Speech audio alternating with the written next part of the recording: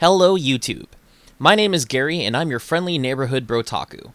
I'm here to discuss the Voigtlander APO Lanthar 90mm f3.5 lens, show off some sample video footage, as well as some sample shots that kind of illustrate real-life use. I hope you enjoy.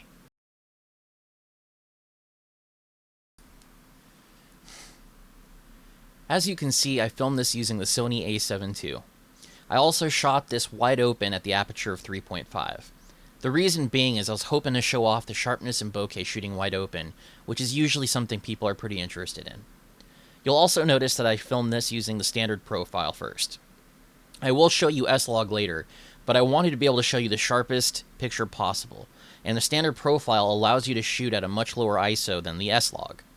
Standard profile has a capped minimum ISO of 200, whereas S-Log caps you at a minimum of 1600.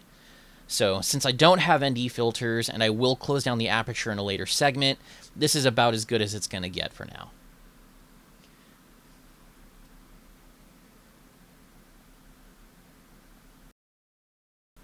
As you can probably tell, the difference going from 3.5 to 5.6 is pretty incredible. We've more or less eliminated the overexposure problem, and the sharpness has increased significantly. I also think the colors are popping out a little bit more now that the highlights have been tamed.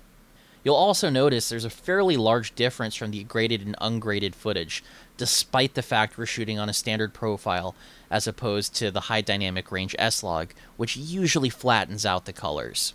I can't recommend enough learning how to grade colors. I'm still in the process of learning myself, and there's some free software out there that makes it a lot easier for us to get into it. And as promised, here we are again. This time I was using S-Log 2 for the picture profile, and as you can see the result, the image is clearly overexposed. I'm required to shoot at least at an ISO of 1600 when using S-Log 2 with the Sony a7 II.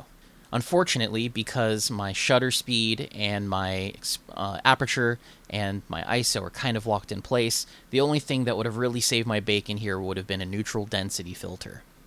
What the neutral density filter does is it actually darkens the image, lowers the exposure, whatever you want to call it, going into the camera, so that you can specifically shoot video without overexposing with your aperture wide open to get that creamy bokeh goodness in the background. Unfortunately for me, I didn't have one, and you're going to really appreciate the change when we move to 5.6 aperture. You'll notice that stepping down to 5.6 really did solve a lot of our overexposure problems again. In addition, you'll notice that a lot of the shadows that we had from the standard profile at 5.6 are gone now. The S-Log 2 does an incredible job of recovering a lot of the details you would normally lose because they fall outside of the dynamic range of your standard picture profile. I think S-Log is an incredible tool, but it's not necessary for all shots. You really have to think about the way you use it. And now we get to what I think is the largest weakness of the lens. The minimum focusing distance on the Voigtlander is 1 meter away, which is actually a pretty big distance for a lens of this design. If you have any interest in using this lens for macro photography, you may want to look elsewhere. However, if your interest in photography or video does not require getting up in your subject's immediate vicinity, then this is actually an incredible lens, both for the price and from when it was made.